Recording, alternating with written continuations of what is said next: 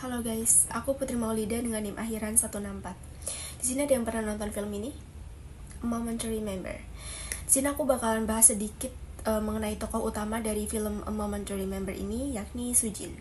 Jadi awalnya itu Sujin masih menjalani hari seperti biasa, namun seiring berjalannya waktu, Sujin itu mulai lupa sama janji-janji yang pernah dia buat. Dia juga kebingungan sama informasi yang baru dia dapat. Terus juga dia lupa sama hal-hal yang barusan dia lakukan. Nah, di sini yang perlu di-highlight itu dia tiba-tiba aja lupa sama hal yang barusan dia lakuin. Dia juga kerap kebingungan ketika nerima informasi, dan padahal informasi itu tuh masih baru, masih seger lah, tapi dia udah lupa, udah bingung. Dan di situ yang perlu di-highlight. Nah, tapi sebenarnya fungsi sosial di sini tuh, fungsi sosial dari si Sujin tuh masih baik karena dia masih bisa berinteraksi sama orang, meskipun ya ketika dia buat janji bakalan ngelupain janji itu, cuma di sini fungsi sosial dia masih baik. Dan momen paling gongnya itu pas dia ngerasa tersesat dan nggak mengenali tempat yang seharusnya itu tuh familiar buat dia. Jadi dia ada di suatu tempat yang emang seharusnya itu familiar buat dia, tapi dia itu nggak mengenali tempat itu dan dia ngerasa tersesat di situ. Nah, seiring berjalannya waktu, gangguan Sujin ini makin parah. Dia mengulang pertanyaan yang sama, kesulitan menyimpan informasi baru. Dia juga mengalami penurunan kemampuan dalam beraktivitas sehari-hari.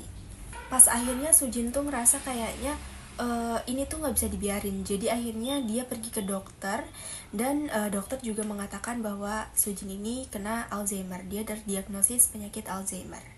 Nah, kenapa sih si Sujin ini terdiagnosa penyakit Alzheimer? Yang pertama, penurunan daya ingat secara progresif. Jadi dia yang lupa sama janji-janji yang pernah dia buat.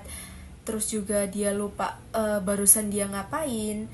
Yang kedua itu gangguan orientasi tempat dan waktu. Kayak dia itu ngerasa asing sama tempat yang seharusnya itu familiar. Dia ngerasa tersesat dan tidak mengenali tempat yang seharusnya itu tuh familiar buat dia.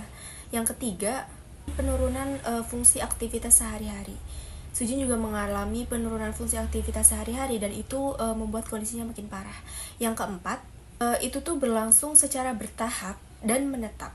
Jadi karena itu akhirnya dokter mendiagnosis kalau Sujin itu terkena Alzheimer. Nah, berdasarkan PPDGJ 3, perilaku Sujin itu menunjukkan karakteristik F00, demensia pada penyakit Alzheimer, yang ditandai oleh penurunan daya ingat progresif, disorientasi, serta gangguan fungsi aktivitas sehari-hari. Nah, selain aspek kognitif, dalam film ini juga ditampilkan bagaimana reaksi emosional dari si Sujin. Dia beberapa kali tuh kerap menangis, frustasi, dan juga bingung ketika dia tahu kalau ingatannya itu tidak bisa diandalkan lagi. Nah, reaksi ini dipahami sebagai distres psikologis yang biasanya menyertai penyakit neurokognitif, terutama ketika individu tersebut masih memiliki kesadaran bahwa terdapat penurunan fungsi dari dirinya. Secara klasifikasi diagnostik, kondisi ini sesuai dengan PPDGJ 3 kode F00, demensia pada penyakit Alzheimer, dan pada DSM-5, Major Neurocognitive Disorder due to Alzheimer Disease, kode 331.0.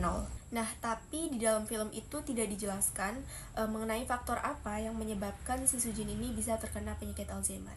Tapi overall, film A Moment to Remember ini oke, karena dalam film itu kita sebagai penonton itu digambarkan, ditunjukkan secara jelas bagaimana penyakit neurokognitif itu secara bertahap, dan juga bagaimana respon psikologis yang ditunjukkan oleh Sujin ketika dia didiagnosis penyakit Alzheimer. Kayak bagaimana, seberapa sedihnya Sujin, seberapa frustasinya si Sujin tersebut, dan film ini oke banget buat ditonton.